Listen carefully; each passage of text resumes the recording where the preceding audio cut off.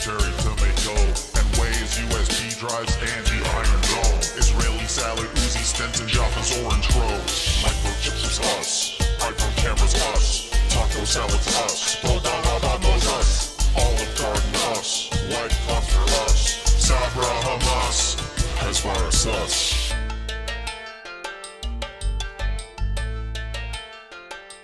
Hello, everybody, and welcome to Bad Hasbara, the world's most moral podcast. That's right. My name is Matt Lieb. I'm going to be your most moral co-host for this podcast. And I'm Daniel Mate. I'm your other most moral co-host. Welcome.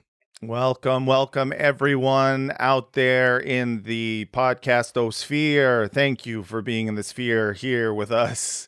Podcasting, listening, I don't know, dog. I'm just saying shit now. I'm very excited for today's podcast. For those of you who are listening, you won't understand this, but for those watching, you do understand that there is a guest right now who is already in frame, staring at us, just looking and wondering what's going on. So I might as well introduce our guest now, because for those watching, it'll be awkward if you were just sitting there. Live from Daniel Mate's home in an undisclosed location, from the Disillusioned podcast, Yahav Erez is here. Hi. Hi, how's it going? Pretty good. Did I do Yahav? That's Yes. that's the name. Yahav Erez. Good for you. Yeah. Yeah. And if we want to go even more, by the book, Yahav Erez. Erez. Yeah. I've always had the problem with the R, that part. I wasn't good at French either. I couldn't do French. I feel like Israelis probably could do a French accent pretty easy. Israelis always tell me that I speak Hebrew with a French accent because I learned French before I learned Hebrew. Oh, that's right, because you're one of those Canada guys. So even Israelis can tell the difference between a French Hebrew accent and a Hebrew accent. I can't. Yeah. How are you doing, Yahav? I'm doing okay. I'm very excited to be here with you guys. Big fan of the podcast. Oh, hell yeah. And the Disillusioned podcast has been, for me, has been one of those podcasts that I feel like has been necessary for the last year, because it is something that people don't often hear, which is Israeli voices who are screaming at the top of their lungs about how fucked everything is right now. And I think it is necessary for people who are, for the last year, starting to believe that there is no one in Israel who has talked about genocide, apartheid, and occupation.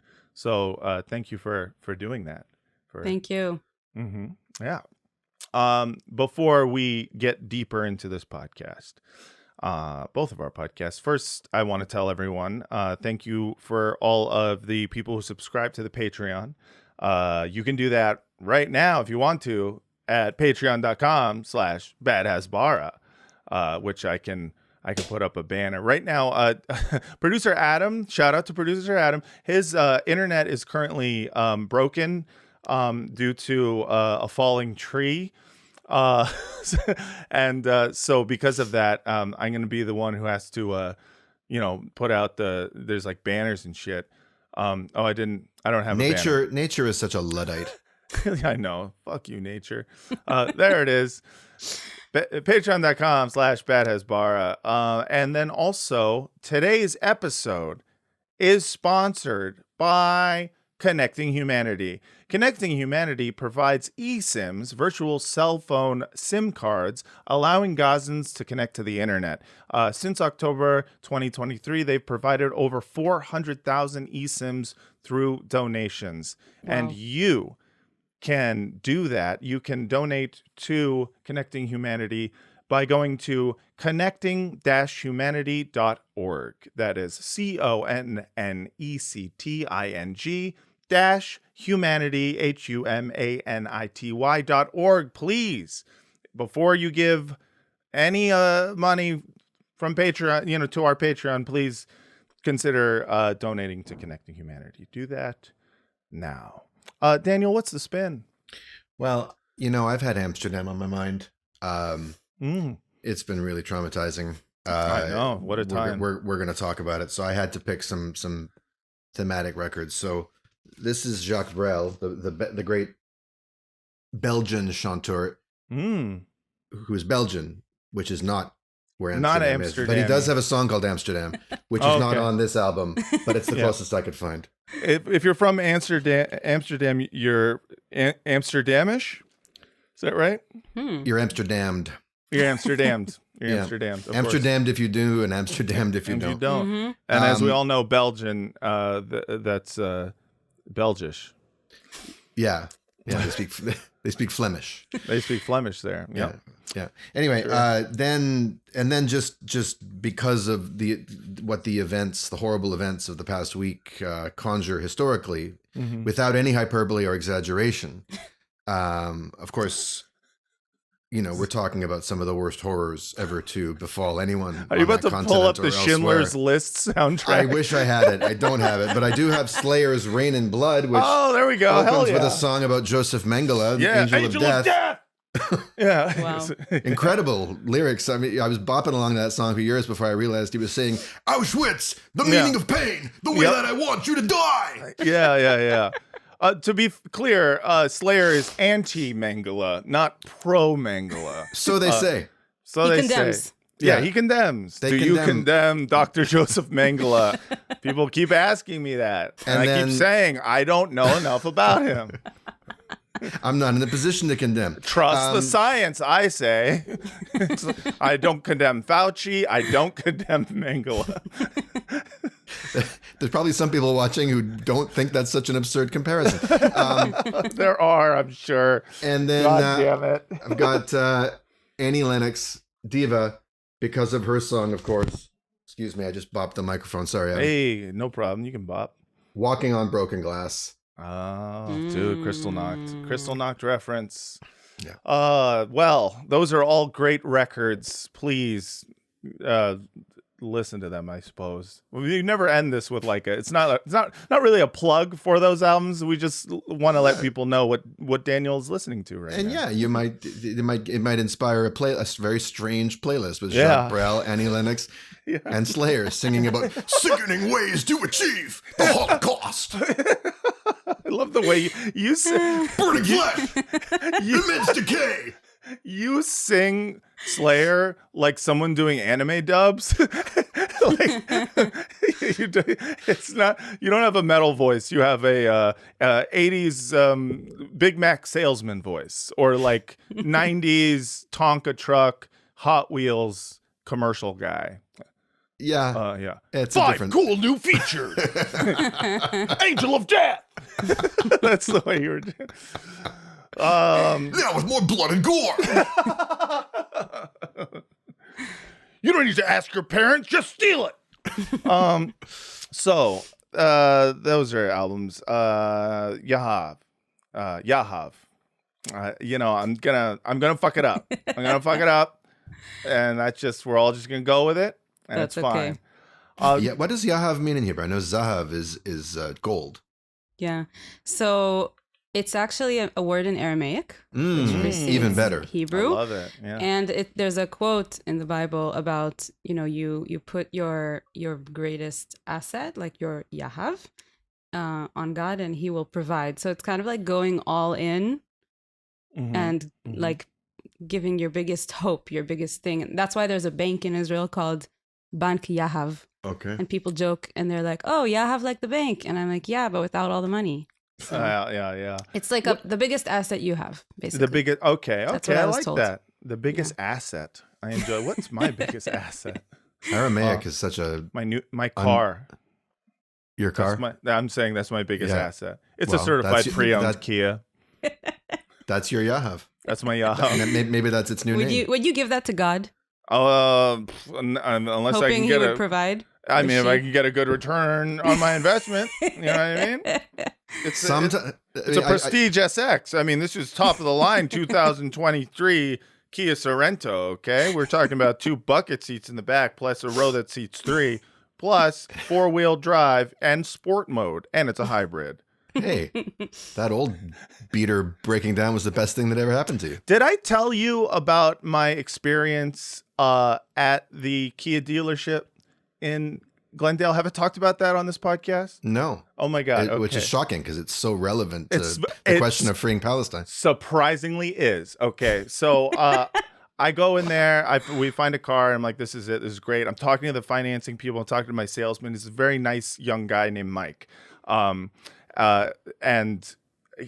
like we start talking about, with financing, they're asking about your income and your jobs and stuff. And I'm like, I have a lot of jobs. I do many podcasts, plus other internet content things.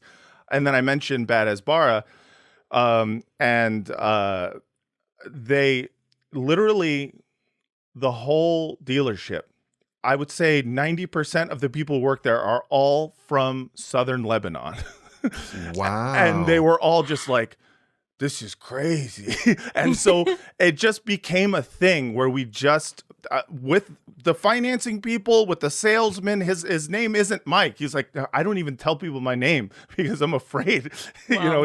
He was like, no, my real name is I'm like, I don't want to. Matt, you just told everyone his real name. Oh, fuck. All right. Adam, bleep that. My bad. Accidentally doxing my salesman. I didn't mean to do it. I hope we can keep that in. That's hilarious. And it was like it real quickly every time, because I would come in for like a couple of other things after I bought the car. I would come in, people would they're like, hey man, did you see that clip of they raided this house in southern Lebanon, and now there's like all of these copies of Mein Kampf and like Hitler shit, and just showing me Bad Hasbara, and I was like, I love this place. And then one of the guys walks outside of the dealership. I'm outside with another guy. He's holding his cell phone and he's looking up in the air, and I'm just like thinking, what is he doing? And he goes, my phone says there's a Jew nearby. And I was like, we're friends now. This is amazing. It was like the level of anti-Semitism that I would expect from a close friend. Yeah. And that kind of intimate. Yeah. Intimate. He called me a Jew. I called him a terrorist. We hugged. It was what I hope the future of, the world is, where we can all just fucking, get along. The Democrats should have run on that on image of America, a place where all marginalized groups can meet on the street and insult each other. Yes. With a smile. That's 100% right. That's what freedom is, dog. That's what love is. That's unity. Do you know what you get if you Google "Let's offend everyone" and then you go click images? What do you You have this flag, which is like the Pride flag together with Palestinian flag, together with the Israeli flag, together with the Nazi flag, together with everything. Yeah, I love it. Let's offend everyone. That's beautiful, man. See, that's the world I want to live. It was great. Anyway, so shout out to Kia. You got some good dealerships out there. Anti-Zionist car dealerships, wave of the future. Yahav, let's talk about you. Let's talk about your podcast a little bit. Okay. First, when did you start doing the Disillusioned podcast? I actually started right after May 2021, which was a very crucial point in my personal disillusionment. But it took me about a year to really like process it and interview people and edit it and be really confident to like let it out. And so around May 2022, I started releasing episodes. Now, I keep hearing about 2021, specifically the spring, as a seminal moment in Palestinian resistance, but I'm actually not quite clear on what happened there. What really happened there? Was it the Intifada of solidarity? What did people call it? Well, there was a lot going on. I don't know if I can go into all of it, but I can say that allegedly there was supposed to be Palestinian Authority elections. And that was one of the things that kind of like, and there was an attack on Al-Aqsa Mosque, and there was an attack on Gaza eventually, and there was a lot of riots on the streets, and it was really bad. And I just remember hearing what the Israeli media is saying and seeing what I'm seeing going to the West Bank and talking to Palestinians and realizing that these are literally parallel universes. Now, but what you're saying, though, is that prior to what you're calling your disillusionment, you were already crossing the green line and going and talking to Palestinians and going to the West Bank, which most people would think, well, you have to already be pretty disillusioned to be doing that. So where were you at? Like, I'm trying to understand, what is this? What was the tipping point, and what were you tipping from, and what were you tipping into?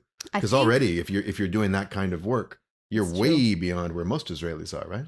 It's true, but I think that May 2021 was when I started understanding that the problem is rooted in Zionism. Because you can be an Israeli and want Palestinians to have rights and want the occupation to end, but you won't necessarily cross that red line of saying, Zionism is major part of the problem, and Israelis not understanding what Zionism actually is. Right. And so I think that's when I started understanding that. But you're right. Beforehand, I was going to the West Bank. I was very curious, I think. I was curious about, who are these Palestinians that they're telling me about in the news and in the education system? And they're like behind the wall. At least at that time, I was still convinced that they're behind the wall, and that the people living around me, Palestinian citizens of Israel, I wasn't calling them Palestinians then.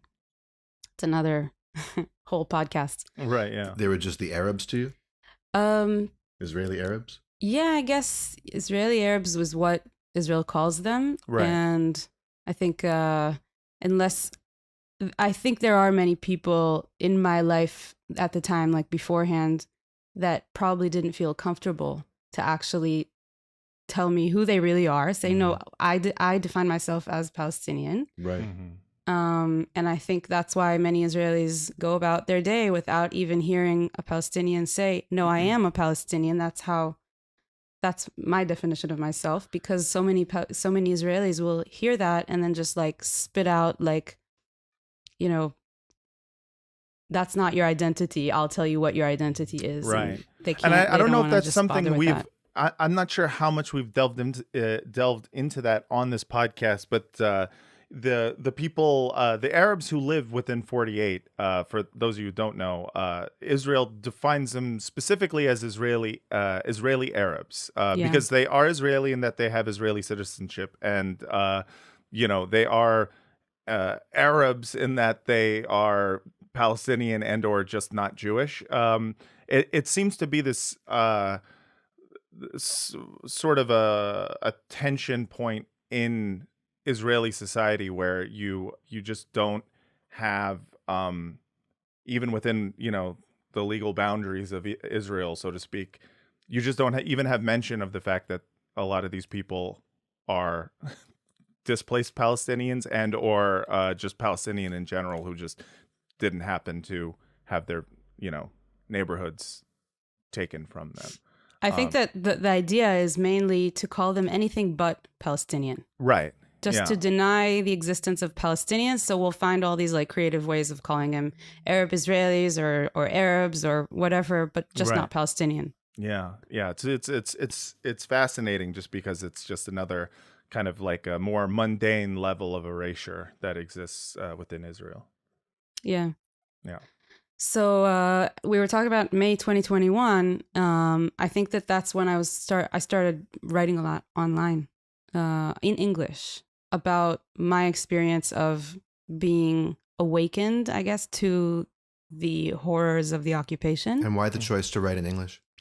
I think that I just wanted as many people as possible to be able to see it and understand it. Right. And I knew that on Twitter there are many Israelis that write in Hebrew about the occupation.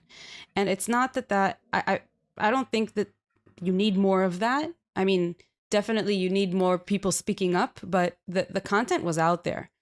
But I'm trying to remember why I did it in English. Maybe, I don't know, my English is good enough to actually articulate these things. And I was like, wow, the world needs to know this, that, Right. I'm seeing this as an Israeli, as a Jewish Israeli, and this is what I think about it. I just like having people know what I think about things. Yeah. I think it makes Yeah, total I can relate. sense. I mean, there's just, if you're doing it in Hebrew, it is going to only be for an Israeli audience. Exactly. If you're doing it in English, you're at least going to reach people outside of Israel, Yeah, I also think it's about the realization about the whole issue of Palestinian refugees, Palestinian diaspora, and understanding that I want to engage with these people.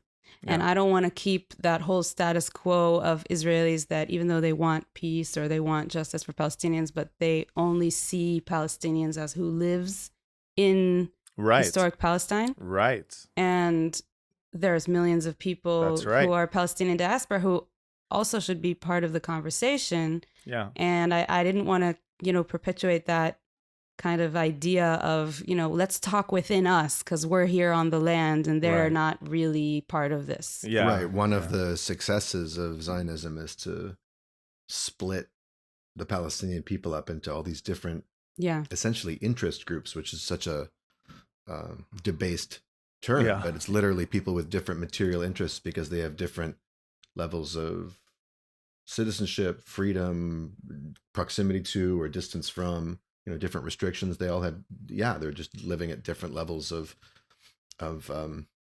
autonomy, and that creates all kinds of tension, obviously within the Palestinian community. And so you being cognizant of that and saying, okay, well, I want to reach people. So I take it from listening to the podcast, you speak directly to your Palestinian listeners sometimes. Yeah. So it has found an audience with them. Is that it? Is that right? Yeah. What's interesting is I go into the analytics and I want to see what are the countries that are listening, and there's no Palestine.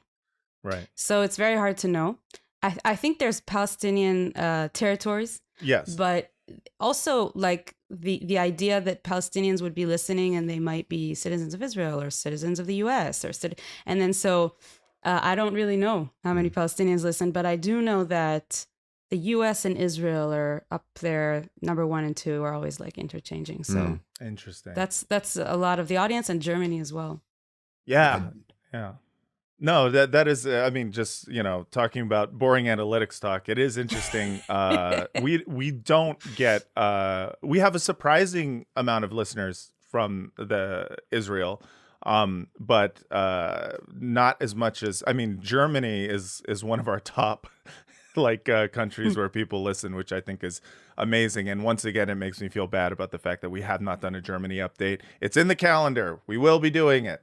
But do you find that because of tell me about before October 7th and after October 7th with regard to this podcast, because obviously the narrative that's been pushed a lot is of the Israeli left, quote unquote, doing the sobering up after the 7th. This idea that they saw, that there was just no making peace with these people.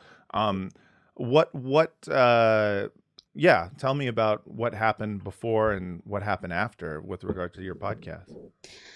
It's an interesting question because I think that those of us meaning Israelis that have been paying attention to the occupation before October 7th, I think that a lot of people who were really engaged and really understood what was going on actually, instead of sobering up, what they call sobering up, actually became, more convinced of what we knew beforehand, which is that no matter how many walls you build and how much force you use and advanced technologies, it's not going to keep us safe. Right. And it's just going to lead to more and more horrible stuff going on. And that's what happened. And so I think that what happened with the podcast is, first of all, I felt a need to say something.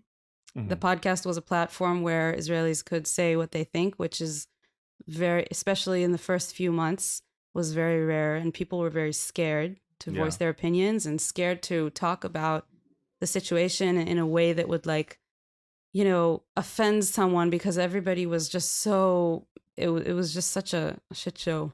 Well, right, because a lot of people went in the opposite direction. If I'm understanding what you mean by sobering up, like it seems like there was a lot of people who were like, okay, I'm for coexistence. I'm for, I'm against what Tzahal the IDF does. I'm against Netanyahu, right? And I think that we should free Gaza or free the West Bank or whatever in some kind of way, vaguely. Mm-hmm. But then October 7th happens, and they're sobering up. Look like falling way off the wagon and like just going on a total nationalism bender of like, fuck it, you can't with these people. The same thing that they happened call it during sobering up when it's just like, you mean drunk with rage? I think it's many Israelis that realize that Palestinians were not the perfect victim, and that and that we are vulnerable in this situation, even if we don't think that we are, right? Because we have this like strong army and everything, and we can be hurt, right? And still, that doesn't mean that the occupation is justified, and that any all the retaliation, of course, that was justified. And I think that I wanted for people to be able to say these things that they feel, and be able to voice, their own personal grief and their own, how they were affected. But something that happened not on purpose was that somehow, without really meaning to, many of the episodes since October 7th had some kind of involvement with Gaza. So usually it would be someone who served in the military in a unit that was in charge of bombing, or something of the sort. And I realized that actually Gaza was being put behind this wall for many years for a lot of Israelis, both, in a conscious manner and physically. And so Israelis weren't thinking about Gaza unless there were rockets coming out of Gaza. And it wasn't part of our day-to-day consciousness. And then looking back through these episodes, you realize that actually some people had Gaza on their minds, in especially in ways of, when they were engaged in committing the crimes against the Gazans, and then, coming to terms with that. Yeah, there was a very striking moment as everything was unfolding in the episode with Aharon. Yeah. Where he's a former right-wing settler, right? And a lot of family still there, who's now become a strong anti-Zionist activist and Palestine solidarity activist, and protecting shepherds and olive harvesters and things like that. But there was this one moment where he goes to some kind of protest and finds himself in a counter protest. Like he gets a little too close to the outskirts of the left-wing group, and he finds himself all of a sudden now surrounded by his former chevra, right? His former community, his peers, right? Notice what happens when I get around an Israeli. All of my residual all of your camp days. bargain basement camp vocabulary starts to come out. And at that very moment, as he's being yelled at and screamed at as a traitor or whatever by these people who would have been his peers, and in fact his family and cousins, he gets a text that his younger brother has just been deployed into Gaza. Yeah. I think this story is very much it's a strong representation of what some Israelis feel that are actually anti-genocide and are actually trying to resist what's happening in the past year or so, and beforehand as well, is like these people who are committing these crimes are often our cousins, brothers, nieces, nephews, etc., friends. And so, and you realize, like, I used to be like them. I used to think that was legitimate and that was actually a good thing to go into reserves into Gaza. Right. And what you're describing is just this one kind of microcosm of all that. Yeah. So I have kind of a tough question for you. Okay. Which I'm sure you've faced or heard or at least thought about before. So I've I'm given to kind of a knee-jerk self-criticism. Like, who am I to say that? Who cares what I think? Like, who cares what this podcast thinks? Just a couple of North American Jewish guys with the right politics being, allegedly funny, whatever. But people are fucking dying. Who cares? Right. Like, who cares how right we got it? Right. Maybe the best we can do is to elevate some voices and so on and so forth. But we are funny. I just want to point that out. That's the word on the street. Yeah, we're on streets. We're funny. Everyone knows we're funny. And it's You're emotionally damaged, Jewishly. See that? I got a soundboard and shit. How am I not funny? Fuck you. I don't know who I'm talking to. Go ahead. You're talking to my Sprigo. I appreciate it. Yeah, I was. And it sounds just like him because he tells me I'm emotionally damaged Jewishly every single day. Emotionally damaged Jewishly. Jewishly. Did you see that Yom Kippur sermon from an American rabbi who said that to his young congregants who were going to encampments and hosting seders at on campus at Palestine rallies? Yeah, he called them emotionally damaged Jewishly. We wanted you to be Zionists. That's what we get over here. Wow. That's what we do. Great. But continue. Right. So I could imagine the following response to a podcast like yours. Mm-hmm. I'm not saying it was mine, but someone saying, okay, very nice. There's some Israelis who feel bad. Mm-hmm. There's some Israelis, and this is, Israelis have always been emotional. They've always had feelings about what they do, right? Mm-hmm. Shooting and crying used to be the thing. Now it's like shooting, crying. Now it's shooting and whitewashing. Yeah, shooting and whitewashing. Shooting and posting. Or even posting or protesting or even refusing to serve, but shooting and podcasting, let's say. Yeah, right? And maybe that's what I should call my podcast. Yeah, new name. Right? Yeah. But just a sense of, for some people, a kind of disinterest in Israelis' internal process about this, because the whole thing is moving way too fucking slow anyway. Mm-hmm. Right. And the presence of some good, morally some awake, sad Jews, some sad Jews isn't going to move the needle, or doesn't seem to be moving the needle. Hasn't moved the needle, right? Let's say. Mm-hmm. So that kind of saying, okay, well, very nice, but that's among y'all. We're trying to get free here. Mm-hmm. Right. Does that kind of criticism or critique or whatever the fuck that is, does that ever occur to you? Does that bother you? Do you have a response to that kind of maybe disinterest in Israeli moral self-reflection? Yeah, I mean, I have these voices in my mind when I'm creating the podcast, because I kind of like, I know I've been on social media voicing my opinions for a few years now and seeing a lot of the comments. So I kind of know, what people's reactions are. Sure. And this is one of them. Yeah. And I can understand it. I mean, each person is standing in their own shoes. So there might be a Palestinian saying this and being like, I don't give a fuck. And yeah, I get it. If I was Palestinian, maybe I wouldn't give a fuck either. Yeah. But I'm in my shoes, and I'm an Israeli, and I'm anti-Zionist, and I feel like I'm morally obligated to do whatever I can. And each person has their own, tools to act in the world, to try to make a change, to voice what they want to be voiced. I think this is the tool that I use best is putting these words into the air and hoping that it reaches whoever it needs to reach.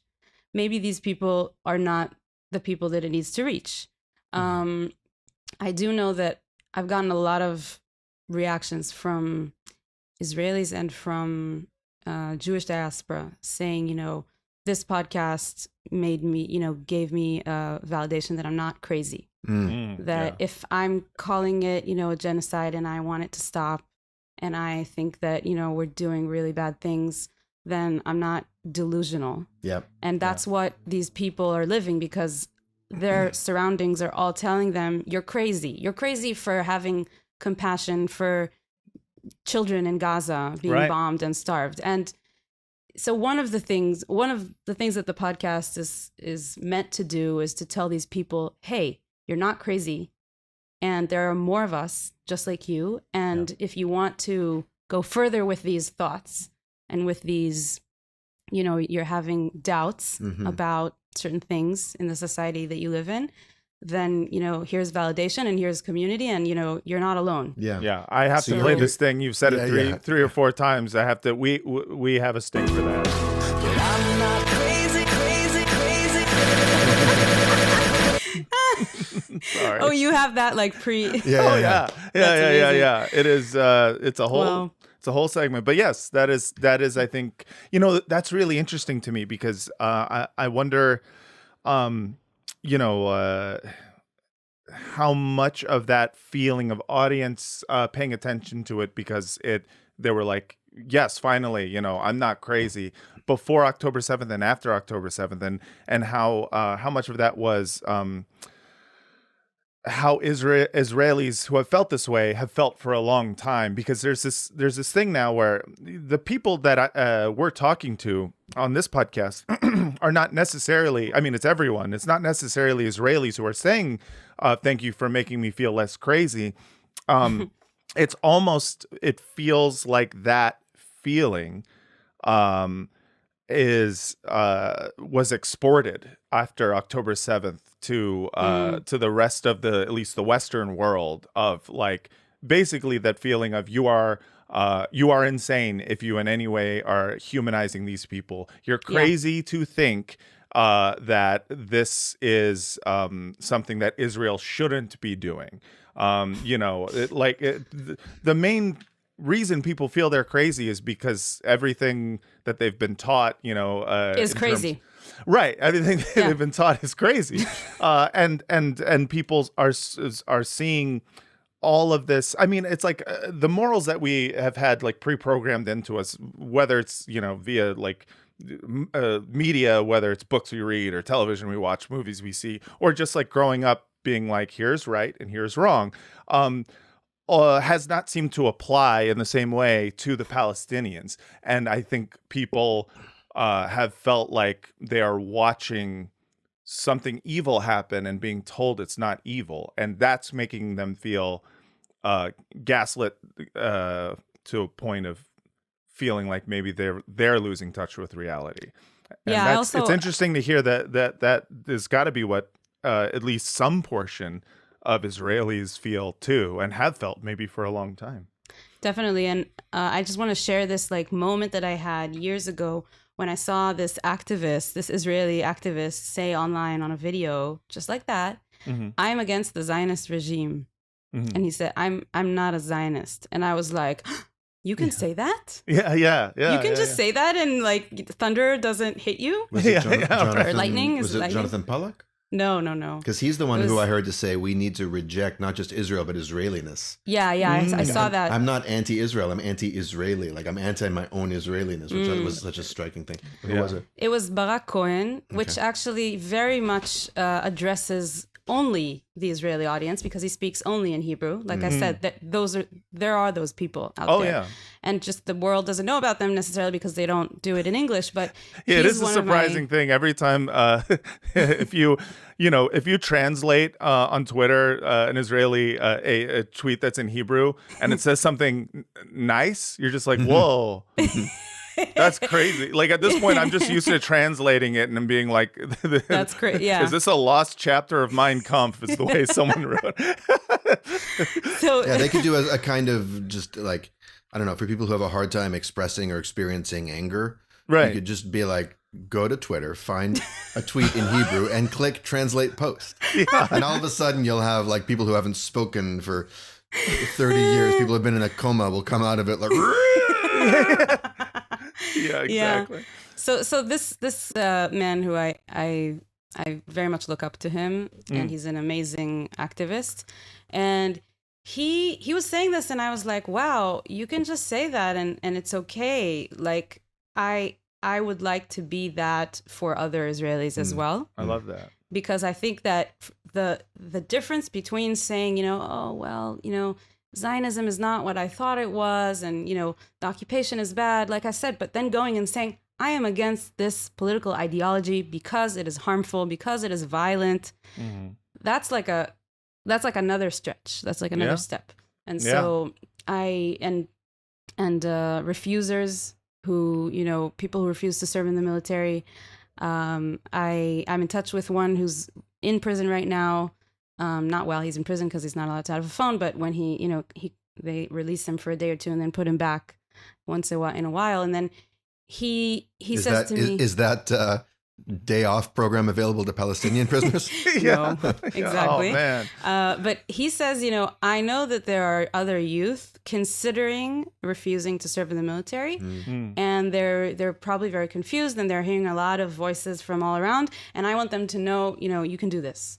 Here, I'm an example. Take that. So you want to be that? I hope to be that. Yes. I believe the word at summer camp, or the phrase we used for that is dugma ishit. Oh wow! Being a personal example of the values or principles you're trying to instill. Yeah. See, my summer camp was grades kindergarten through 5, so we didn't, we didn't get that. We did have chugim, interest groups, and yes, and we also we had our own version of the Maccabi games. Yeah, so we learned about them. which is a little bit different from the Maccabi Tel Aviv games. Exactly. Yes, those are very different, which we do have to get into because it has just been the the number one thing that's been screamed at me on Twitter and Instagram recently has been, you guys have to talk about Kristallnacht Part 2. Electric Jugaloo. Jugaloo. Jugaloo, Boogajoo, either one. Yes, so we will get into that, but first we have to take a quick commercial break. But everyone, please stick around because we will be right back.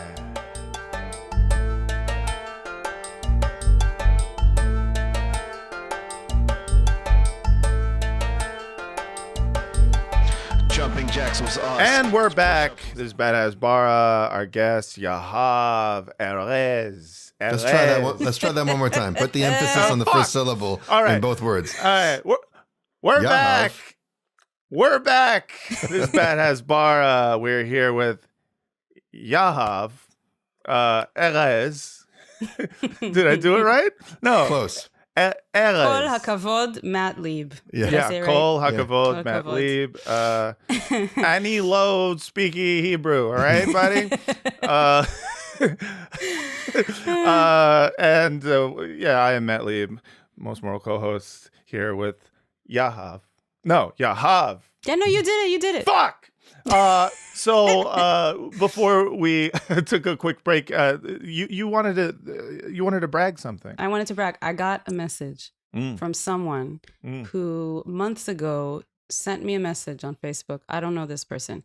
He said, I've listened to all your podcast episodes and I'm having like a mental, not a mental breakdown, but he was like, I don't know how to say this in English. Sometimes a mental breakdown is the kindest thing we can wish for people. Yeah, no, 100%. He's having a mind fuck. That's what He's having a mind fuck. He doesn't know what to do. He's going into Gaza as an officer, as a combat officer he was like in one day, and I don't know what to do. And I was like, oh my God, now it's all on me. Yeah. And so I started corresponding with him.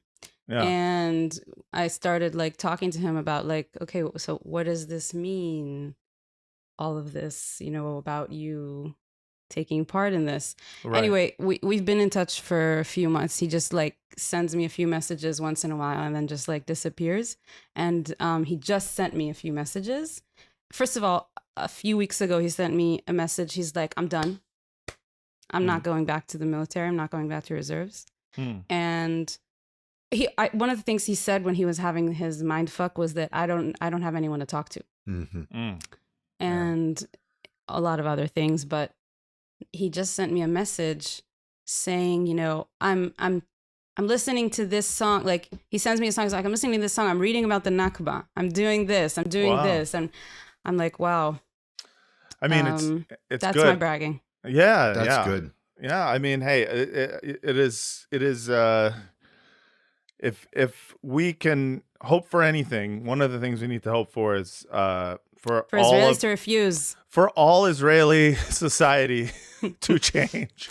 Yeah. And also, American society to change as well, obviously. Yeah, I'm not going to pin my hopes on Israeli society changing. No, but I hope it does, absolutely because not. it changing will make what needs to happen a lot less painful. A lot less painful. We could start by refusing to take part Yes. in the Yes. violence. Yes. I think that's a good start. Yes. Getting first people and to foremost. understand that not only are they, creating bad things in the world by serving in the Israeli military, especially now, but they're also sacrificing themselves for somebody else's power game. Yeah. And it's, I think if it were any other country, you'd be like, oh man, you sure do use Jews as cannon fodder. Yeah. Like cannon fodder as in like, Putting like, your own people. Oh Yeah. yeah, definitely. Yeah, you are taking Jews and putting them in harm's way to all for this, alleged future Jewish state in which there is an ethnically cleansed West Bank and Gaza, and it's like that's it's a lot of dead Jews. As an American, an American alive Jew, I look at this and I go like, this seems like not a safe place for Jews. I think it's a very great thing if what you're putting out there in the world can make people pause. Yes. One of the most moving acknowledgments I ever got was just a speech that a friend of mine made at my wedding when I was married 10 years ago and got divorced soon thereafter. But my favorite part of that wedding was this speech that a friend made, who said, Daniel is the kind of person who makes you break bad promises to yourself. Oh. Wow, that is really Wow. good. Yeah, right. And it sounds like your podcast is the kind of podcast that's trying to make a whole country, break bad promises that it's made to itself. Just like I love that. I mentioned Ariella Aisha Azulai's Kol Nidre sermon that Right. I was able to attend, where she spoke about how that prayer, the Kol Nidre prayer, is about breaking vows. And you're trying to help people break vows they don't even realize they made, because it was made for them. That's Wow. right. This person never signed up Exactly. to become that. Exactly. His life, so He was born into it. born into it. So if your podcast can be the twist of fate that allows him to go in a different direction, who knows what the ripple effect of that will be. So you should be proud of that. Yeah, Thank you, absolutely. And now we need to talk about what's on everyone's mind. We're talking about Amsterdam. Amsterdam is here. I haven't heard that yet. Yeah. One. Oh, it's around Amsterdam. So, if for those of you who don't know, What's especially funny about that, Matt? what is? Put it back up. Yeah. It's only one letter away from Amsterdam. Yeah. I know. From The Wire. I know. It is very close. This is very Bunny Colvin coded.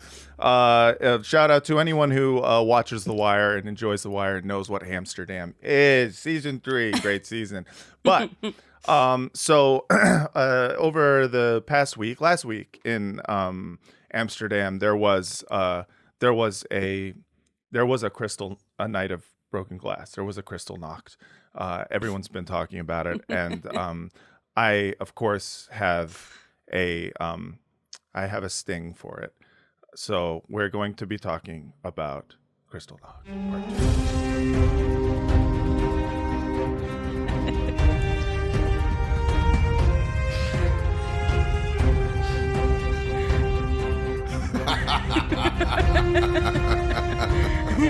Look at my face!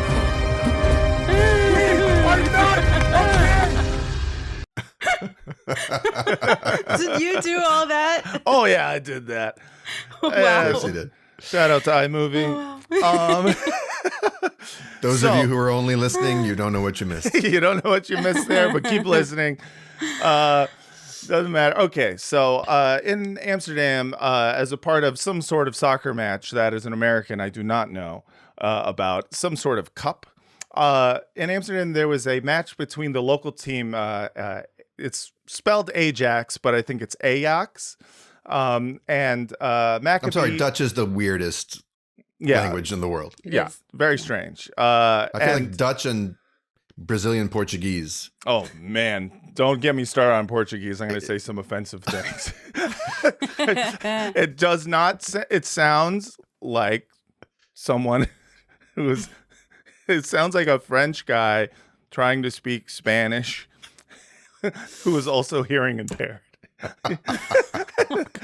I'm sorry. It does. It's just a lot of. Let's offend everyone. I'm sorry. We love you, fourth largest country in the world. We love you. You know what I mean? I'm sorry. Okay. So there was this match between these football clubs, and before the match even began, there was reports of Israelis on the streets going buck wild in Amsterdam, and not in the way that is like legally allowed. And let's just say football fandom is hooliganism. Yes, already like the baseline. Yes, for being a soccer fan, especially one who travels to other countries to see your team, right, is that you're already an obnoxious asshole. Right. And so, I think if this were a story about hooligans getting into fights, whatever the political ramifications of it, I don't think it would have had as much of an impact if it wasn't specifically Hasbara coded. The fact that it was Israelis and the fact that there was kind of the classic shoot and cry, like shoot, score, and cry. Yeah, shoot, except score, in this case, I don't know that they even scored. I think they might have even lost 5-0. Does anyone even know like what? Yes, what the game was. I think it was 5-0. Yes. So this is the box score. Just for people, this is the most important part of the story. Is you have to know that they lost 5-0. It's nil, Matt. It's nil. Nil is nothing. That's what this was all about. That's what it was about. And here's the box score. I mean, look, they just got their fucking asses kicked. And the Dutch team had possession 62.3% of the time. I want to make some kind of joke about land possession. Percentages, but I can't quite make it. The problem is the percentages are actually, they don't mirror that. No, they don't. Not enough. Not enough. The Israelis couldn't get the ball out of Area C. Yes. It's more like 99-1. Yeah. Yes. But the the hooliganism started before the actual game happened, and just from reports, the first incidents were reported on Wednesday, the day before the match, and police say that Maccabi fans tore down a Palestinian flag from a building, burned it, and shouted "Fuck you, Palestine." There was a taxi driver who had his taxi vandalized and was threatened, and apparently went on the radio to tell other taxi drivers, hey, we got some psychopathic Israelis out here, so be careful if you are in any way Arab looking.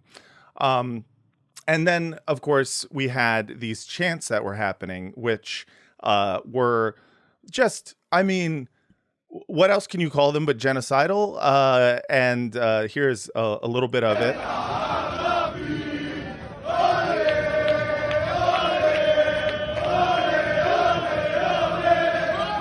So if you ignore the Olays, in between the Olays, there is let the IDF win, we will fuck the Arabs, and apparently also in different chants saying that there are no children in Gaza, talking about no schools in Gaza, just like, I don't know what to call it other than genocidal shit. I mean, this it's is the usual stuff that we see in Israel happening all the time. That's why it's so, this team in particular attracts this kind of team crowd, and other teams. Yeah, other teams too. I can only imagine it's worse because this is Maccabi. This is Tel Aviv. This is the Tel Aviv team. What's the Jerusalem team like? You know Actually, what I mean? It's interesting because there's Maccabi Tel Aviv. Yeah. There's Hapoel Tel Aviv, which were always traditionally Maccabi was more on the right, and Hapoel were very much the Marxist lefties. Oh, Hapoel interesting. is labor, right? Yeah, the labor. And then there's Jerusalem, there's Beitar Yerushalayim, which are considered the most racist, the most, they're like the worst. Yes. And then there's like Hapoel Yerushalayim, which are considered like the most radical to the left. love it. So basically Jerusalem is like an amplifier of everything of Tel Aviv. Like Tel Aviv is like, yeah, we're kind of right, we're kind of left. Yeah. And Jerusalem's like, no, we're going to go all the way. Yeah. I mean, I think that's I think there's no perfect example of what liberalism hath wrought upon the minds of people than when you're like, listen, we're in the center between like, genocide and less genocide. But so Amsterdam has a large Muslim community, and they apparently have allowed more than 2,500 protests against the war in Gaza so far this year. And so this is a place that has people who are pro-Palestine, who are not just like anti-Zionist, but pro-Israel, like people who are pro-Palestine, people who are out there constantly throughout the year.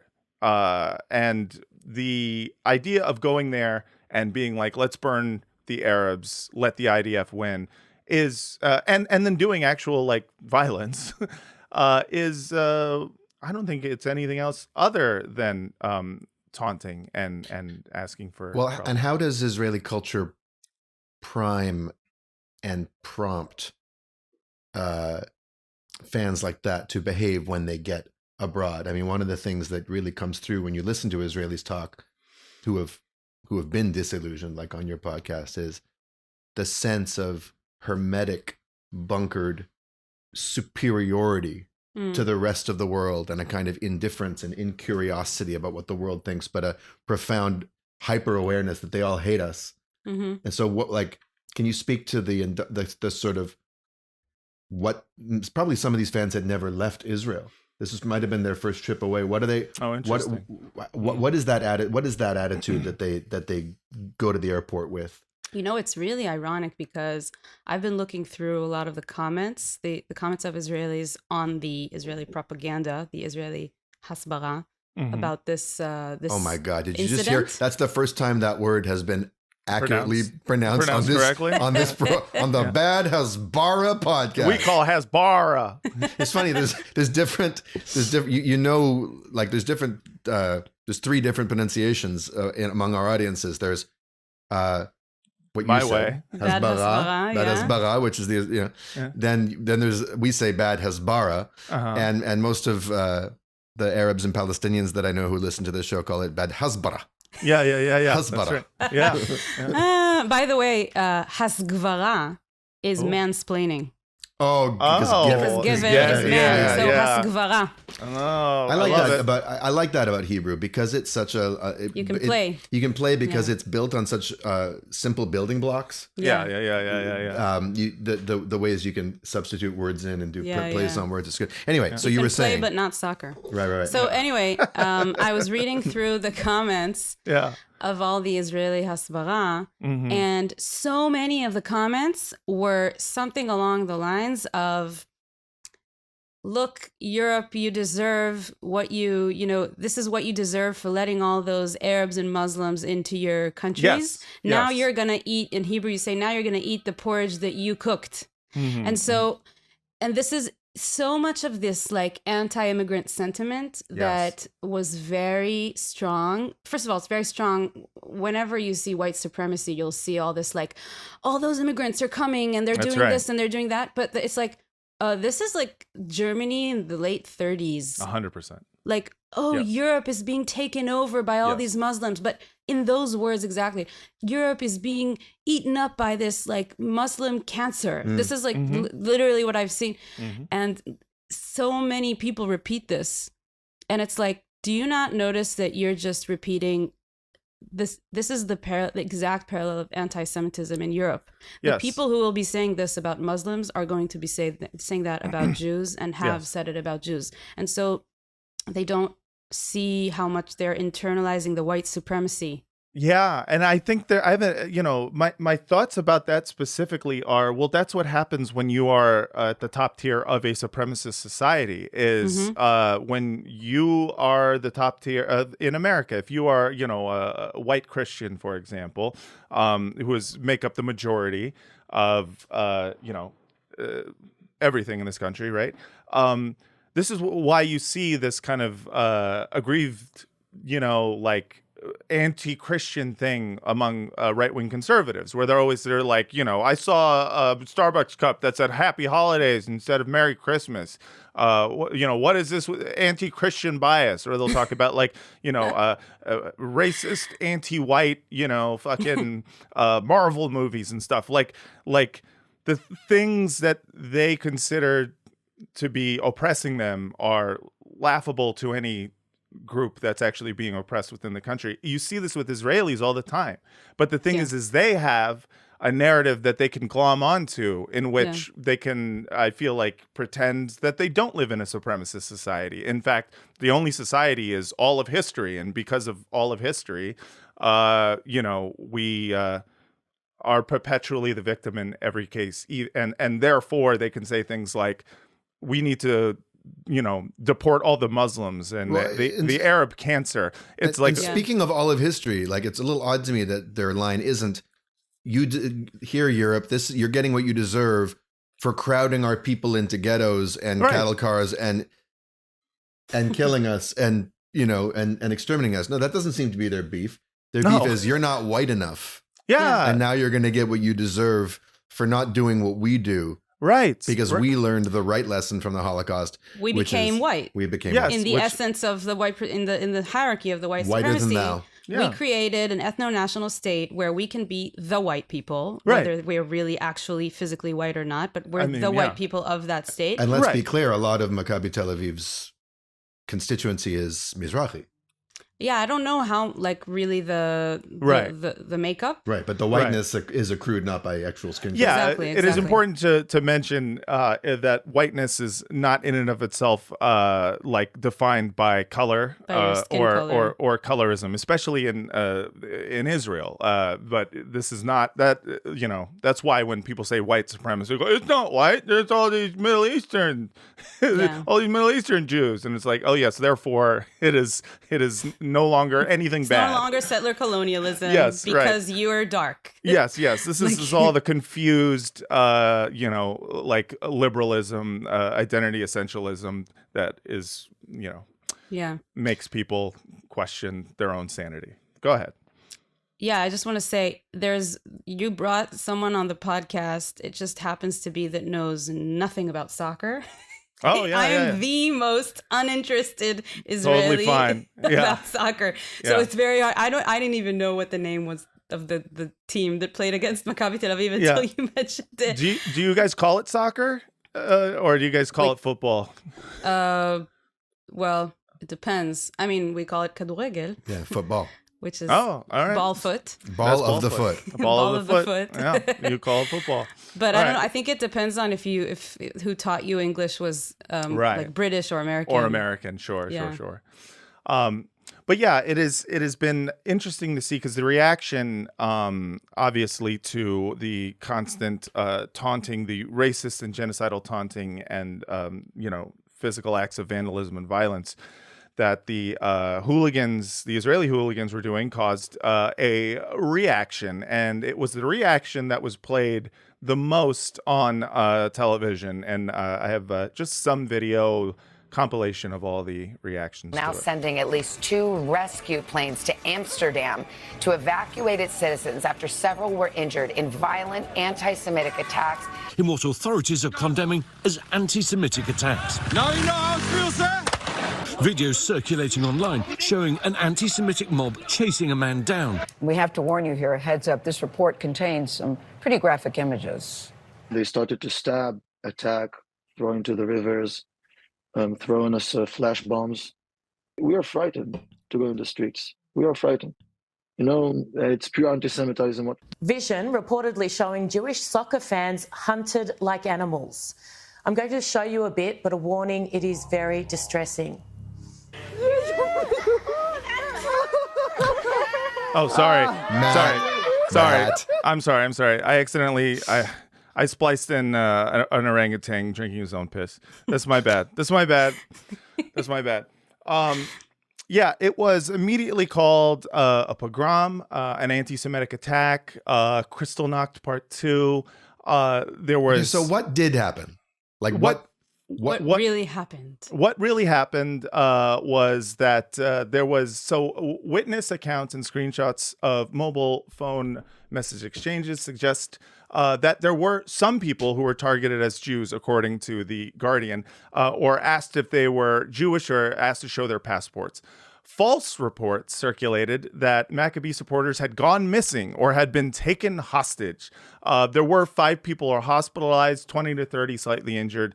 Footage has also emerged of Maccabi supporters close to Amsterdam Central Railway Station setting off fireworks, chanting anti-Palestinian slogans, taking iron scaffolding tubes and wooden planks from buildings to use as weapons. Other footage shows them running through the streets, swinging belts at people.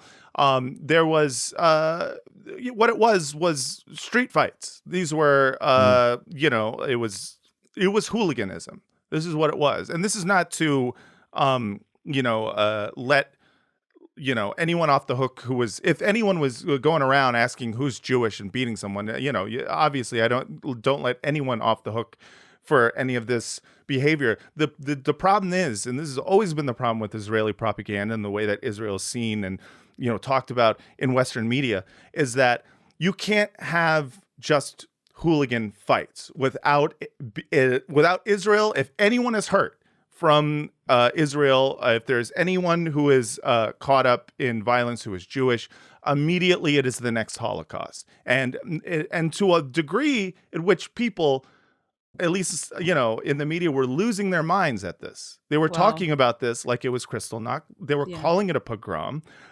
They were calling it everything other than what it was, which was that a bunch of racist Israeli soccer fans talked shit and got hit.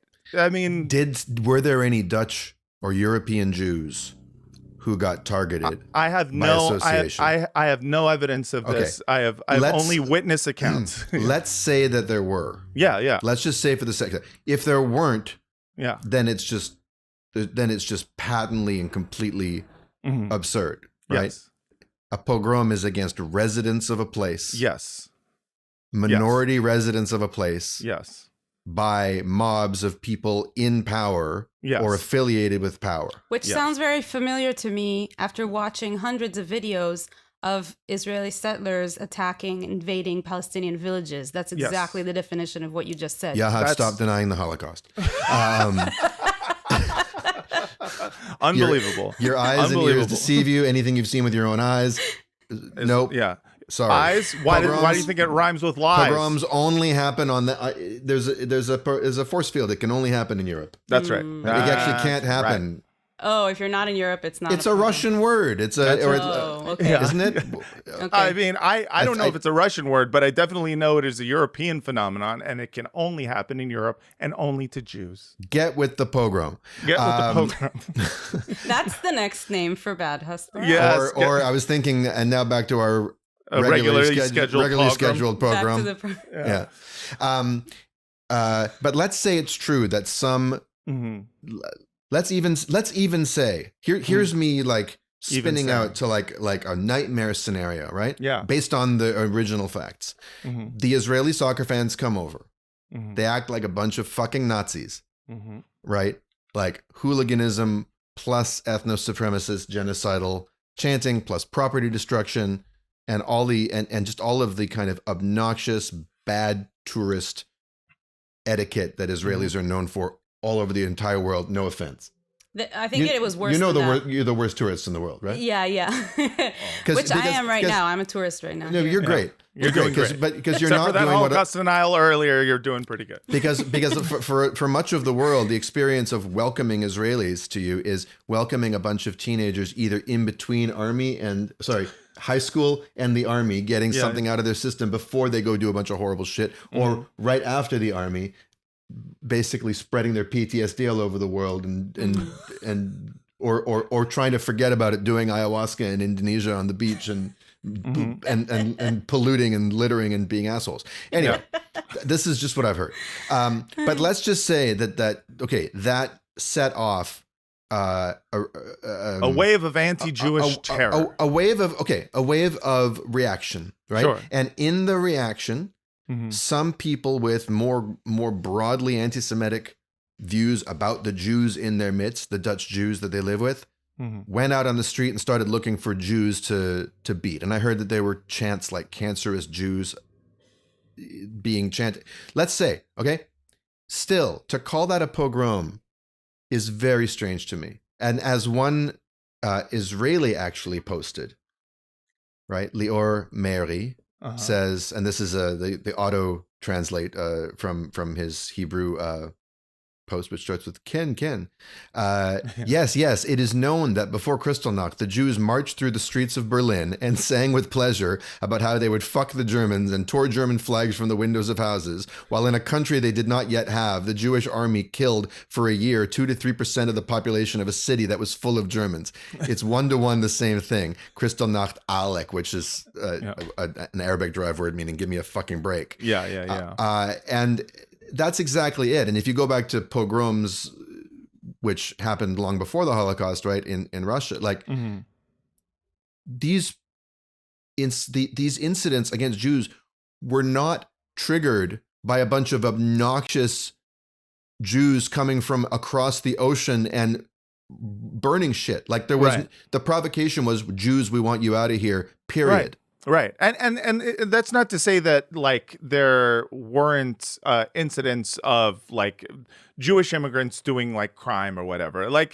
just like any other group, the difference is that who is in power and who is not in power, and who is wielding the power of the state versus who isn't. And in this case, at this point, I have trouble even accepting the basic premise that if you're Israeli, no offense, that you have a right to talk about anti-Semitism. If you're someone who lives within a society that is, where you are at the top tier, it's like, it's. I'm sorry, Yahav, can I have your anti-Semitism card, please? Yeah, please. Could I have revoke? I have to say, this is why we call it. And I say that with full recognition of my own privilege as a white person in America, where it's like I see the same thing happening with white Jews in America, where they are all of a sudden being like, well, I'm as a person of color, I know what it's like to feel anti-Semitism and to feel racism against my people, and I just go like, I'm sorry, but you cannot co-opt the anti-Semitism of the past and try to apply that to now if you are an American white Jew, and you cannot do it either if you're an Israeli. I feel like we not only is it like just factually inaccurate to what the power dynamic is at play, but it is also akin to essentially like Holocaust denial. Like we are, we've talked a lot about comparing things to the Holocaust as being, pure anti-Semitism. Yeah, it used to be never compare. Right, unless it's something that's happening to a group of Israeli hooligans at a soccer game. It's just crazy to me. It's crazy, and it's not to say, obviously, that you don't know what it's like to experience anti-Jewish sentiment, but when the power structure is set up where it is very clear the Jews, quote unquote, in this equation are the Palestinians, that it's it kind of like, I don't know, it feels different. It doesn't feel like a fair representation. I also want to add that even if there were some of these fans that weren't taking part in all of the, hooligan activity and were attacked, I'm sure there were at least a few of those. I'm sure. And still, the difference between what happened to those people and anyone who was attacked and what the Israeli media is presenting to us is just, it's crazy. It's absurd. What are you seeing in the Israeli media? I mean, I brought you some screenshots. Oh, yeah. But, shall we? It's just... First we have... I can't even. Yeah, first we have this. This is just commentary. It's not media, but it's just like it kind of explains everything. Yeah, this is a cartoon. Amsterdam. On one side, it's 1938, and you see, some Nazi shit happening. On the other side, it is 2024. And you see a bunch of a Palestinian flag with shit on it. Yeah, I love that. Like they were, you drew the cartoon, but someone had to make it clear that they think Palestine sucks. So someone superimposed a poop emoji, on top of the flag, and there are a bunch of Palestinian dudes beating up an Israeli soccer fan. And in terms of like some of the posts that I've seen on here, I mean, you gave me a few. I'm not sure if this is Israeli media or not, but this is a this tweet. Is social media. Social media Marnie post. Pearlstein. Marnie Pearlstein says, if you think the word pogrom only applies to periods in history like 1881, 1917, or 1938, have a look at Amsterdam today. Sure, bro. This one's good. Yeah. So what does this say? What is Ron Kobe saying? He's saying Anne Frank is crying in the sky. Israeli flag emoji. That reminds me of Michael Rappaport's tweet. He's like, you know what the saddest part of this is? Amsterdam is where Anne Frank had to hide. Do you ever heard about her? Now. Have you heard about her? I read about her. She's the only Jew I've ever heard of who lived in Amsterdam. Guess the Amsterdam is broken, and now anti-Semitism is it's Amsterdamaged. Okay.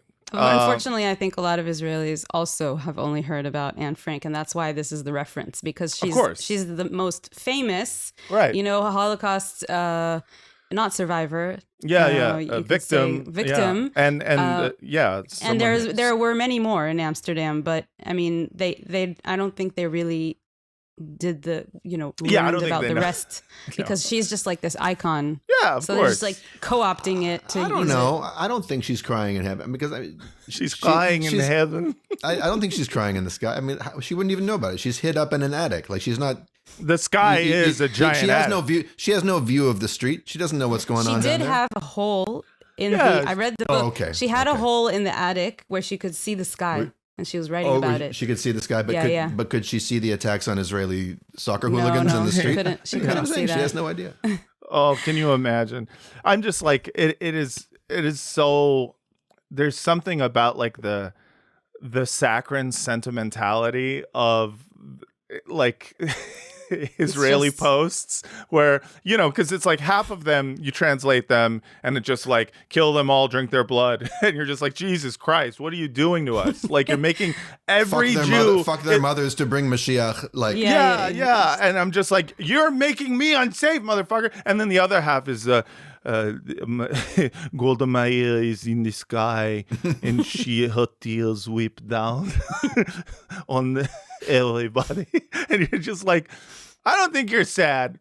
I think you're making shit up. Well, fascism is a very sentimental ideology. Sure, it is. And true. They have to feel something like sadness. They have to put their grief somewhere. You need a narrative. And so, yeah. But in terms of like Israeli media, like what here's something. What's going on in this one? Okay, Holland is, soeret. How do you say? I'm having a hard time translating simultaneously. Yeah. Holland is going crazy because of the pogrom of the Maccabi fans. Mm-hmm. The mayor of Amsterdam will have a emergency meeting. The leader of the right. Mm-hmm. It's not acceptable that there wasn't protection from the police. In the media, they demanded to fly an Israeli flag. Mm-hmm. I think there was something on the bottom there as well. I'm not sure. Yeah. No. Okay. Yeah, it's like it's basically saying, the right wing politicians in Europe have are our protecting back. us. Yeah, which is true.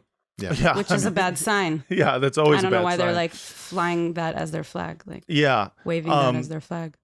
Yeah, and can you sent a few images our way? Can you tell me what's going on in this one? Oh, okay. This is hilarious. So that's Van Gogh. Yes. And it says, there are no innocent people in Amsterdam. Oh, no wonder they have such solidarity with Gaza. Yeah, exactly. Makes sense. There's no innocent people in Gaza either. Yeah, that's perfect. Oh, man. I wonder if Israeli... That's why they did the pogrom, because they're the same. They're the same. They're all Hamas. They really got to stop. Okay, They got to I stop. get it all now. They got to stop flying to places where there's no innocent people. And is that a real Van Gogh, or is that just some kind of AI Van Gogh? That's a good question. Van Gogh's crying. That with is 100%. shame and guilt. Van Gogh's crying in the sky. He's cutting his other ear off in the sky over his own. I'm Both so of his- anti-Semitic. It's so amazing. Just like give us more, Matt. Yeah, all right. Amazing. Okay, amazing. what? Tell me what's. Let me see if I can translate. So this is the Halev Shelanu. Wait, before I'm Tzahov going to say Hayom. who posted Okay. this. Okay, please. This is the Hebrew Academy, like the Academy for the Hebrew language. Okay, they usually have really good social media, by the way. Oh, okay. They've got some cool stuff, but they're saying Halev Shelanu Tzahov Hayom. You're right. Our heart is sad today. Or no, our heart is yellow today. Oh, yellow. Tzahov, because Maccabi Tel Aviv is yellow and blue. This is on a blue backdrop. What is sad? Atzuv. Atzuv. That's Yeah. Atzuv. Yeah. Okay. Gets confusing. Right. מחזקים את אוהדי מכבי תל אביב. We are strengthening the fans of Maccabi Tel Aviv. This is one of the first things I saw. I love my heart is sad. Again, it's just this like We're hugging them. just over the like the racist hooligans of the Maccabi Tel Aviv fans, where they're just like, if I had arms that could reach far enough, I would play handball on your heart. I would play handball on your heart. But also, the Academy for the Hebrew language. When's the last time the Academy for the English language tweeted something? Yeah, I know. No, it's actually, I mean, I'm saying they have really good, like, active social media, but this is an institution. This is a official institution. Yeah. It's yeah. like, and they didn't even wait to figure out, like, what was, No, it was just like, we're with the Maccabi Tel Aviv fans. It was immediate. They are... and this is the interesting thing about all this is how immediate like the response was to it. I mean, we had like President Biden, who is still president, by the way. Really? It's crazy because I didn't even know. He wrote, the anti-Semitic attacks on Israel soccer fans in Amsterdam are despicable and echo dark moments in history when Jews were persecuted. What are you doing, Matt? Biden circa 2018. I mean, you got to read it more like. Oh, sorry. We've been in touch with Israel and Dutch officials. We appreciate Dutch stories. Make sure the perpetrators accountable holding. We must relentlessly fight anti-Zionism, anti-Semitism whenever it goes. All right, it's great. It's not a big deal. It's easy, you guys. It's all you guys. The Jews got hysteria around Justin this. Trudeau also piped off about it. Oh yeah, Justin Trudeau. Do I have that? I don't think so. It's just like, and I think the narrative that is been kind of nuts about this is this airlifting narrative. That was a big thing. It was all of a sudden there was an airlift. We have to airlift the Jews. Oh yeah, sending planes to get the Jews out of there. Yeah. It isn't just like they're gonna there's gonna be a movie about this. Oh my God! It just, this idea of, because it's not just like, all right, guys, pack it up, let's get home. Because apparently, by the way, there was like obviously off-duty, IDF agents, IDF soldiers there. There was also they sent Mossad with them. Mossad was with them, accompanying them, for security reasons, right? Like it was. It was just very clear the amount of security that they had was for a reason. It's kind of like, how what I should have chosen for What's the Spin? Want to be starting something. Yeah. You know how there's Bridezilla? Yeah. Yes. So it's kind of like, Soccerzilla, or I don't know, like it's just this drama queening about such drama about hooligans, soccer hooligans fighting each other, basically. Yeah. And it's nuts. And I realize, so there's we have a little bit of Shai Davidai that I want to play. Good. Yes. Mr. We Are Not Okay. Mr. Super Not Okay right now. He was, he was making one of his videos, and here's a little bit of Shai for us. Short thing. I just met a guy, Jewish guy, on the subway. We got to talking about Amsterdam and everything that's going on. We got to talking about the fact that Israel sent planes to help evacuate those that are being attacked. And this guy said something brilliant. And I think it's so smart. If ever and his name was Tyler there was Durden. a case, a pragmatic yeah, he was Tyler Durden. Case, well, it's his own alter ego is what I'm saying. yeah. For a Jewish homeland, it's this. That we are able to go and save ourselves when we need to. What? Right? So thank you, jihadists, for attacking us and showing the world why we need Israel. Thank you so much for globalizing the Intifada, because now everybody knows why we need Israel. Wow, okay, wow. That was just like, That's that amazing. was the state of Israel. He was saying out loud what the propagandists right. It's like you have to understand this is an incredibly basic like pillar of Zionism. So like for him to be like, hey, you just showed the world why we need a state. Thank you for that.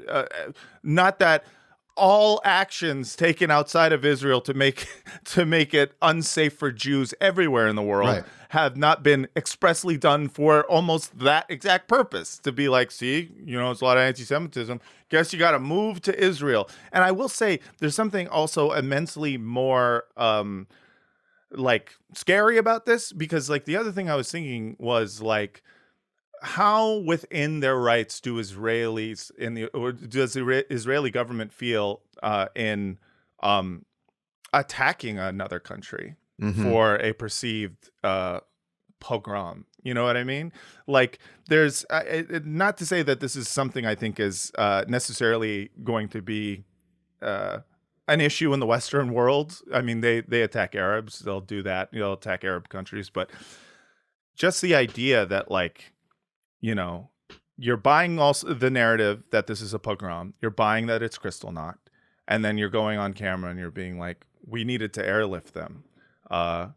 What if those planes also decided to attack? You know what I mean? It's like, you wonder if Shai would be like, "Hey, if we have to carpet bomb San Francisco to get the Jews safe out of there." I mean, I'm not saying this is something that could happen, but it's this like twisted logic of Zionism in which you are claiming to protect Jews of the world via your military. By provoking incidents on foreign soil and then going and showing that you can triumph. It's a very dangerous game. It does, I think, represent, to a certain extent, a kind of shift. I'm not saying they've never done this before, but a kind of, now the Hasbara battleground is everywhere. We're going to go to these places where people have been protesting as citizens of their own country against their government's support for us. We're going to go to their land.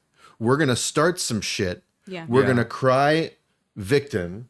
We're going to post, crying Anne Frank memes. And then we're going to send in our special operations. Yeah, that's going to end well. Yeah, I know. Nothing could possibly go terribly wrong there. Nothing could ever go terribly wrong to bounce back on Jewish safety in those places. Yeah, in the fucking diaspora. trope of Jews being a fifth column. Yeah, agents for a foreign government. That's not going to get reinforced by that. I know. One of the comments was like, we should bomb Gaza. We should do this. Take over all of the Palestinians, and then we should go and expand over there. Oh, do it. And Please do it. And I was like, oh my God, what are you doing? What are you doing? Why are you? Well, but because their purpose actually is to make Jews unsafe everywhere. Yeah, because the more safe Jews are, the more it validates Just like Shia. Shia LaWeek. He's like, he is straight up doing. He's doing what Zionism, the narrative about Zionism has always said, which is that like this is why we need Israel, and this is just Right, the the concept. bombings, the synagogue bombings in Baghdad that Israel was very plausibly involved with in the 1950s were also why Israel was needed. Yes, and it's like it is why nothing drives me more crazy than the narrative, the mainstream narrative about Israel being like they fight against anti-Semitism, because I'm just like, they create it. You create it where it doesn't exist. Like it's just I saw posts of people that like Israelis that live in Amsterdam, and they're like, I've never experienced anything like this or even similar to this. I've been living here for years. Yes. What is this bullshit? Like, I'm openly Jewish and Israeli, and nobody cares. I'm here because I'd rather be Jewish and Israeli here than in the country I was born in. Yeah. And like, and I've never felt unsafe, and this is bullshit. And it's like, it's fucking crazy. And just the last word here will be from this post that was written by a Jewish anti-Zionist network over in Amsterdam. First, a little intro on that. The anti-Zionist Jewish collective, Erev Rav. I'm saying Rav. Erev Rav. I get called that a lot on social media. It's like well, that's a great thing. What does it mean? Evening? Erev Rav. It's kind of hard to explain, but it's basically like saying you're not really you're a what's it called in Harry Potter? They call it a muggle. You're a muggle. You're not really. You're a half-breed? Yeah. Like, okay. Yeah, not exactly, but you're not really Jewish. Yes, this is something about like there's a certain group of people who are not actually Jews. They are infiltrators from like biblical times. Yeah, they kind of stuck to the Jewish people, and since then they've been with them, and now they're the ones that are anti-Zionists. Exactly. Stowaways. Okay, yes, got it. Yeah, it's a way of delegitimizing, but. Let's see. In the anti-Zionist Jewish collective Erev Rav in the Netherlands canceled their Kristallnacht remembrance in Amsterdam. Quote, the heavy presence of Zionist Israelis in the city with intent of continuing acts of violence means that they, quote, cannot guarantee the safety of speakers and attendees. And here is their post. The city of Amsterdam deserves better. Thank you. Erev Rav strongly condemns the Amsterdam police's handling of recent events involving football fans over 2 consecutive nights in the city. We are deeply concerned that instead of restraining groups who cause disturbances in the city, including tearing down Palestinian flags from private residences and engaging in racist chanting, the police allowed the situation to escalate into widespread street violence. It is troubling that arrests were selective, primarily targeting local Moroccan youth who confronted these groups, while Maccabi fans who initiated provocations faced no consequences. Right. It is important also to remember that part of a pogrom, one of the essential elements is that the police actually either participate or don't, or kind of like look the other way. And so they're trying to claim a pogrom when it was the police, with the police's help, that they were getting a bunch of like Moroccan fucking Amsterdamers arrested, so the police were not arresting the Maccabi fans, or arresting everybody else. There was another one I have to say by Push IL, which is like a news kind of agency, but more like a tabloid / news. Yeah. And they say Amsterdam 2024, just like the Black Sabbath.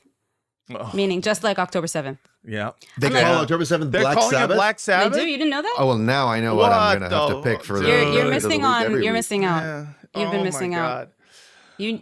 You needed me to come earlier. Seriously. But yeah, it's like that and October 7th are not the same thing. And I'm offended on behalf of the Israeli victims of October 7th. Yeah. I mean, it makes sense. Like that's how ridiculous that comparison is. I'm actually offended. I'm like, stop defiling the sacred memory of the October 7th victims. Takes a lot for me to say that. Also, Matt, do we need to wrap? We do need to wrap, but I also just want to say it makes sense that they call it Black Sabbath because the song Paranoid is basically about that's and War Pigs. I just have to one last one. Okay, one last one. It's the leader of the right in Holland. Yes. He says, we've become the Gaza of Europe. Oh, that's kind of him. Muslims with Palestinian flags are hunting Jews. I will not accept this. So basically he's saying Muslims with Palestinian flags have become the IDF of Europe. Yeah. Yeah. That's what he's saying. That's what he's saying. If you're the Gaza That's what of he's Europe. saying. It's a complete misunderstanding. Like, you have to be so in another reality that you have to that you can't even do analogies right. That's right. The fuck is wrong with We have to end On that note, wow. Yahav. Yay, he did I got your name right. Thank you so much for coming on. Where can people find you and your work? Well, mainly on Instagram, Yehavit, Yehavit, and then Disillusioned, the podcast, on all platforms. And that's Hell it. Yeah. Check it out. It is truly a great podcast. And thank you so much for coming on and talking with us. Thank you. Of course. Patreon.com/badhasbara, badhasbara@gmail.com for your questions, comments, and concerns. All right, everyone. Thanks again. Actually, concerns we don't care about. Don't concern. I really don't care. Eat the slop, you hogs. Anyways, thank you so much for listening. And until next time, from the river to the sea. Let's all give our greatest asset to God. Hell yeah. Beautiful. Jumping jacks was us. Push-ups was us. Krav Maga us. All karate us. Taking Molly us. Michael Jackson us. Yamaha Key